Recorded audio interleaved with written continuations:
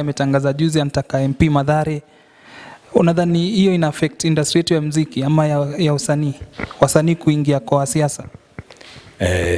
Wasanii kuingia kwa siasa, kitu ya kwanza kuingia kwa siasa unaingia na interest yako. So hii sijui nimeenda kupromote wasanii, hiyo ukujaga second, third, uko mwisho. Unaelewa? Lakini kitu ya kwanza ni interest yako. Kuna ile kitu unataka, ile utuambie. Au ingia pale unakuta game uchezagwa hivi, game uchezwa vile. Huko kuna kapoa, process inaendeleaje? Kwanza kwa majina unaitwa nani? Kwa majina mimi naitwa Steve Plumber. Kazi yangu ni maji, lakini mujita Steve Plumber handyman juu ya makazi zingine pia za mkono. Maybe mtu akitaka kupata na kupata aje? Uko na kampuni yako, space, labda uko na ofisi? Okay, kampuni yangu ni 254 Mafundi One Enterprises. Tunakoga hapa Savo. Namba yangu ya simu wakati ni kawaida 0722833081 ama kwa FB unatupata pale 254 Mafundi One Enterprises, 254 Mafundi One, ama pia mwaga MC. So ni MC? Pia unapata MC Chairman, MC Moreidi pale kwa FB. Nice. Unafanyaga show aina gani? Unafanyaga road shows ama unafanya road show, ma activations na events, ma private gigs, corporate gigs, vitu kama hizo sasa zinapatikana. Lakini sasa hivi vile ka corona imebidi tunachukua maujuzi zetu za kale, za jadi. So hii ni kazi ulikuwa umeshasomea before 1991? So UMC hiyo ni ya kufanya kama tu passion, yani uko tu passionate about 1996. Wakati mwaka nilizaliwa. So ukita chairman na bazuu au gananita hiyo au wenyewe ndio alinipatia ama unanita tu DJ Fadhela? DJ Fadhela. Na hiyo wakati ulianza DJ hiyo 1996 ndio ulianza DJ? Hizo nimeanza 2015. 2015. Na nini ilikufanya maybe uanze kufanya DJ? DJ nimechapa ya events hizo events tu za ni kitu inaitwa activations. Lakini sasa nilianza nazo vile unajua saa kuna vile nilikuwa nimetoka line za kisiasa kidogo, alafu ikakuwa okay, lazima nitafute kaurazi kiasi. So kule nilikuwa nachapa job, ikabidi maze akuingiani. Niko pale Radio Africa, sasa nikachomoka, nikarudi ground, nikaanza saa kuchapa hizo vitu za sound. Mimi ni matalanta tu. Matalanta. Na ukilinganisha muziki wa hizo enzi za 19 na saizi, unaona industry kwa aje? Na saizi unajua pia muziki imechange, industry imechange. Kwako changamoto ni gani wakati maybe una mix hapo, una mix hizi mangoma za kisasa na zile za kitambo? Industry imechange kiasi gani? Industry imechange na itachange tena. Ile kitu huwa ni mtu achangeigi, ni mind ndio change.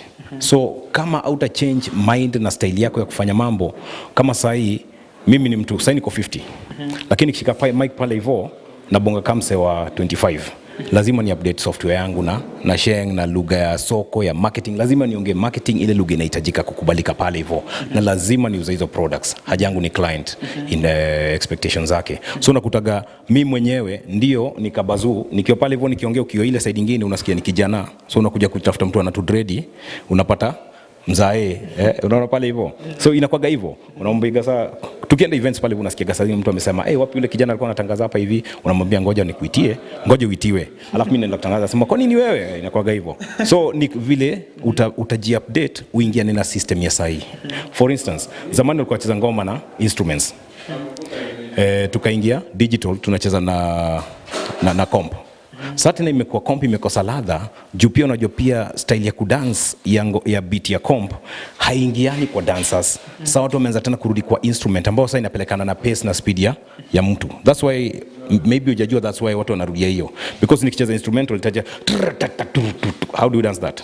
So itanipatia nashika, so it sounds good but you can't dance to that tune. But there is a tune that takes you so slowly and easy because it goes by the rhythm that you can afford or manage as the player of the instruments. So we're still getting back there. Just the same way you hear even parenting, tunarudi tu pale tunasema what we were denied by the generation of our parents, we will give it to our children.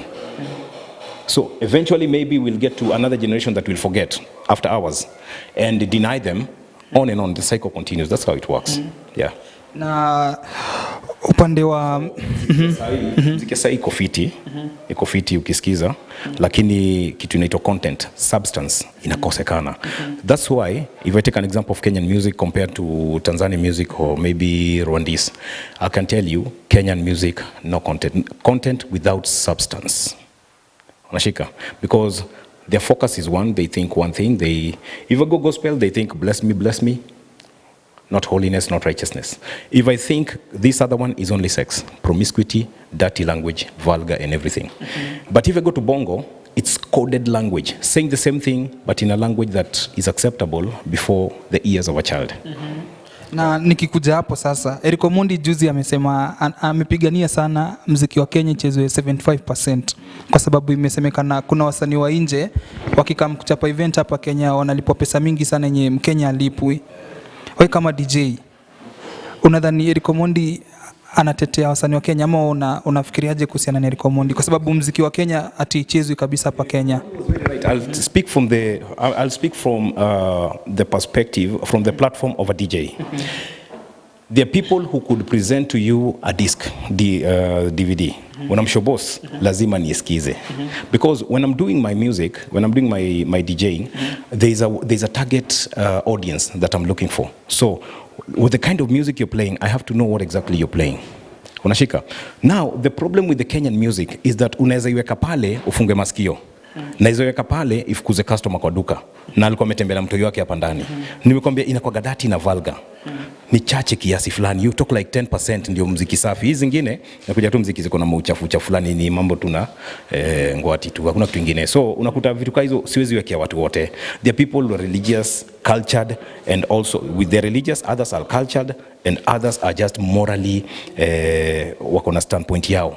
There is a way they perceive things from a moral perspective. Unashika. So mtu akisikiza ngoma anasikia hainijengi. So I can't play it pale hivyo. We play more of bongo than we play Kenyan music. So secondly, that is one thing.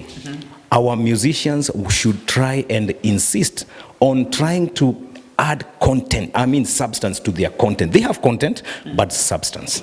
Haina uzito.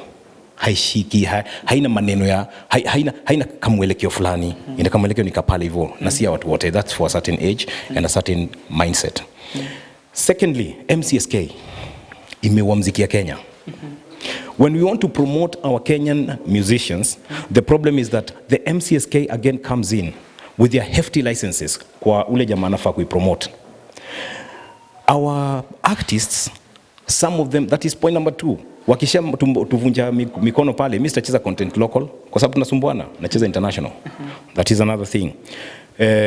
Thirdly, unakuta copyright owners who are the artists, they don't know their rights. Because if they know their rights, they should reprimand the MCSK and tell them mimi ngoma yangu nimeruhusiwa ichezwe. Kwa sababu unaweza niambia MSK inaniambia nisicheze, na wewe mcheza ngoma umefungulia kwa YouTube naweza download. Wewe umeniambia naweza download. Pili, umeweka kwa platform public open forum ya public consumption, alafu umeiweka design za click na nicheze as long as I have bundles. Unaniambia na siku hizi si atumii recorded music, si tunatumiaga YouTube. Tuna mix kwa YouTube sisi. Si achezagi na ile, si ucheza na mix na YouTube, macha tu zako. Muziki inasemekana muziki wa Kenya back in hapo ma 90s, Kenya ndio ilikuwa mbele East Africa kimuziki. Wasanii wetu kama kina Pilipili, kina Hisa na wasanii kama hao, na muziki ya Kenya ilikuwa inachezwa kabisa. Na content yao ukisikiza ya zamani ilikuwa different kidogo na ya sasa hizi wako waneka hiyo direct. Nini imechange kwa industry ya Kenya sasa hivi? Nikwambia promiscuity. Ngono ndio na promote sana. Vulgar language, matusi. Unaelewa? They think it's a swag. Maybe that suits them. Imewafanya overtakiwe na TZ. Kwa sababu Pilipili siku hizo walikuwa wanashindana na kina jamaa wa Fagilia walikuwa wanaitwa nani? Akina walikuwa wanaitwa nani hao, akina AY au ndio walikuwa wanashindana nao.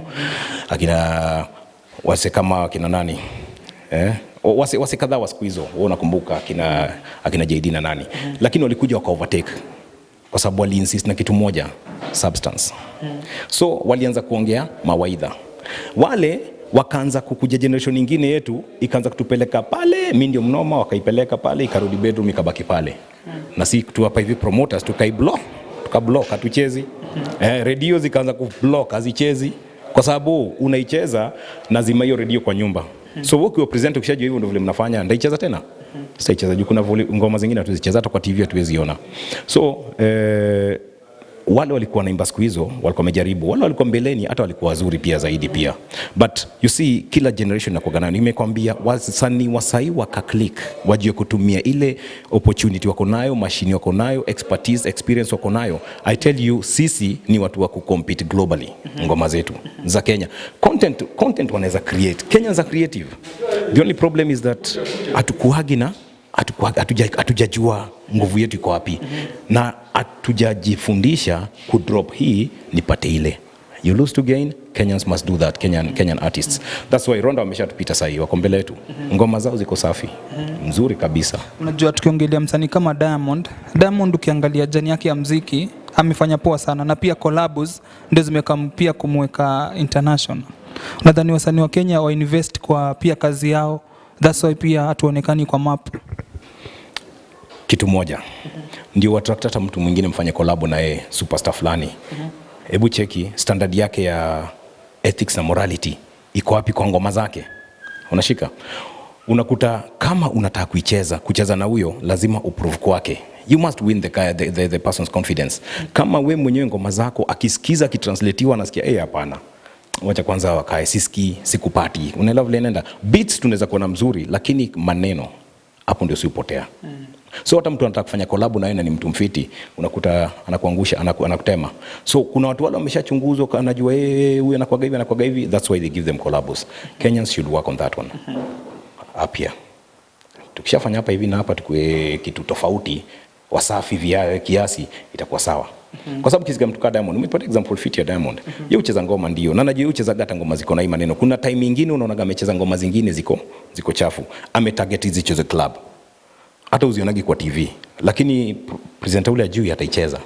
Mimi shako presenter kwa TV na radio, najua hizi vitu. Kuna vitu zile unasema sifanyi. Nimekuwa niuzanka, kuna item ile nakwambia hii sitaisoma hivyo, ndaisoma hivi.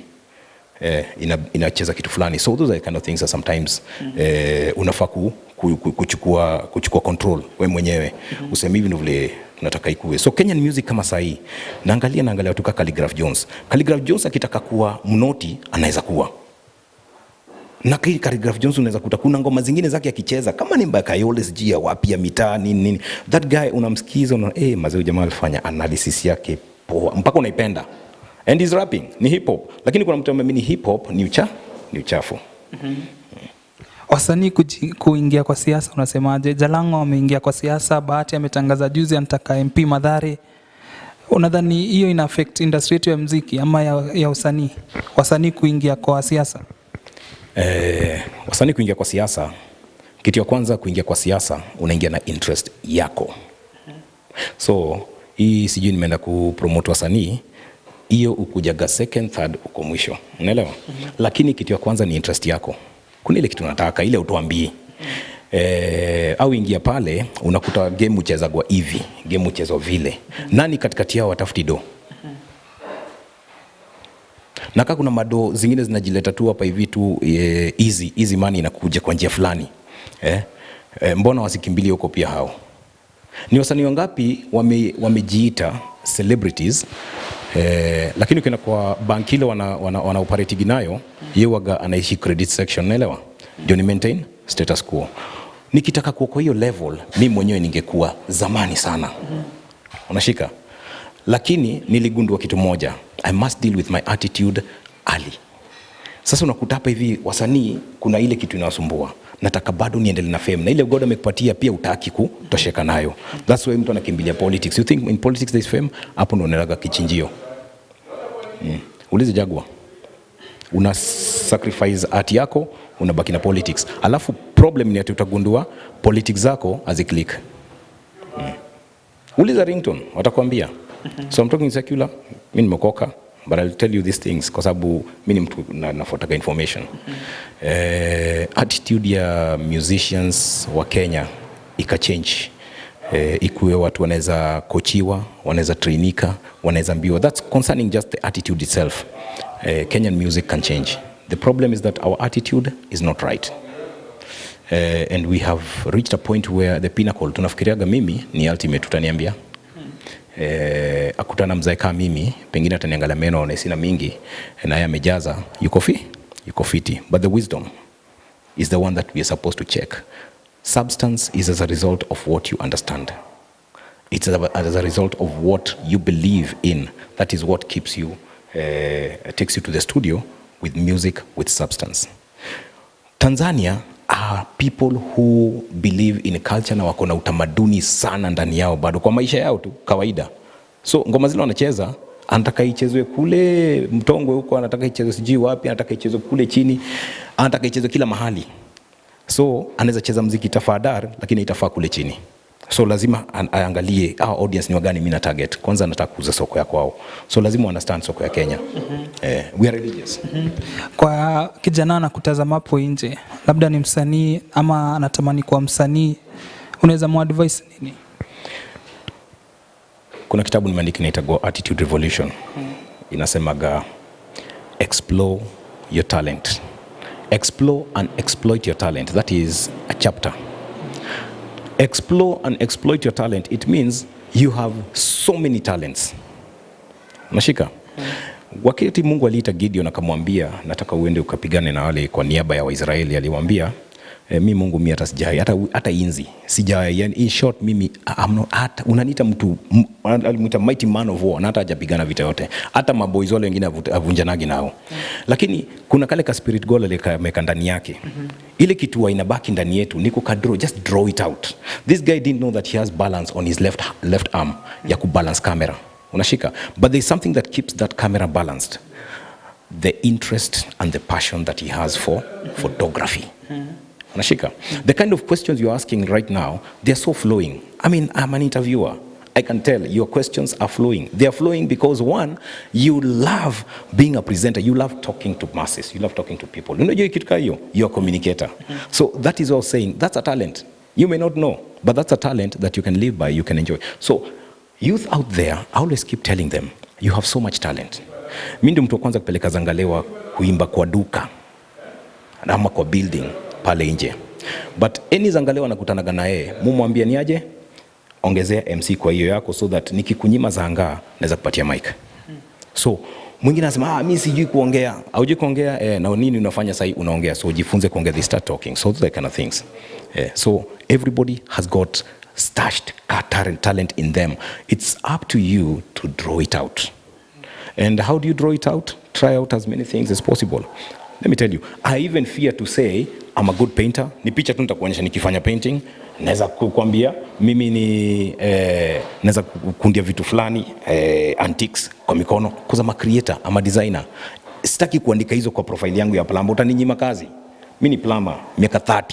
Unaelewa? So mimi ni mtangazaji, mimi nifanya biashara, mimi nifanya hizo vitu zote. Presenter, TV, radio, nimekuwa mini fundi, ukiniuliza carpentry zile gani utanipata. Masonry nitafanya. Unaelewa? Lakini zote ni kufa. You try them out. But how do you try them out? You must get off the high horse. When I got an opportunity to speak to students at Kenyatta University, wako na certificate ilitoka na proposal yangu. Is this content relevant for you? Yes, yes. Kenyatta University has got a certificate called Personal Leadership and Governance. It's my idea. When they were wondering why university students, graduates are committing suicide, that's a question I was supposed to answer. I was grilled by the director then, Dr. Dambuki, in her office for 3 hours. We took kibuyu mzima ya chai because she couldn't understand my perspective.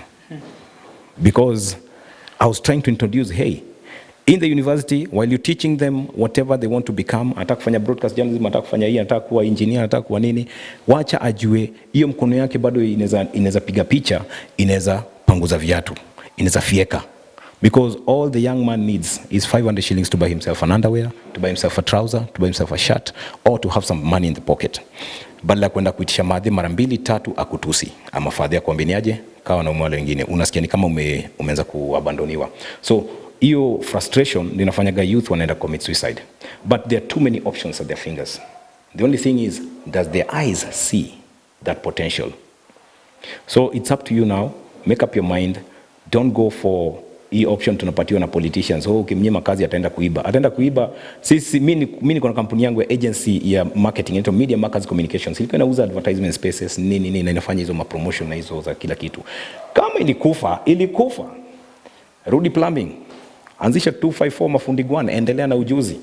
Ikiisha mimi naenda kufanya vitu zingine, pengine kuchoma makaratasi. I was a garbage collector here in 1990. So ndarudia hiyo. Niokote takataka. Lakini kwa kokota takataka nilikuwa nachukua mikebe ya kimbo, naenda nanunua nyama ya mafuta, nachemsha, naweka kimbo kilo 2, inachanganyika na kuja na wauzia mafundi wenzangu mafuta ya kukaanga chakula. I mean, that's how we live, my friend. There is no way to die. Why should I die? So the only time I wanted to die was 1995, and somehow God saved me miraculously, and I decided I'd never die. So I have sat down to think, and I have seen there are too many options in life. All you need to do is just to explore and exploit them. Zitumie hizo chances. Asante sana. Imekuwa amazing sana kuongea na wewe, umetufundisha vitu mingi na tunashukuru sana, na tutapiga tena story na hebu tuambie kwanza kwa mtandao tukimalizia, maybe mtu anakupata aje, na pia utuambie kazi yako, mtu pia akitaka kupata anaweza kupata aje tukimalizia tu. Namba yangu ya WhatsApp ni hiyo tu ya 0722833081.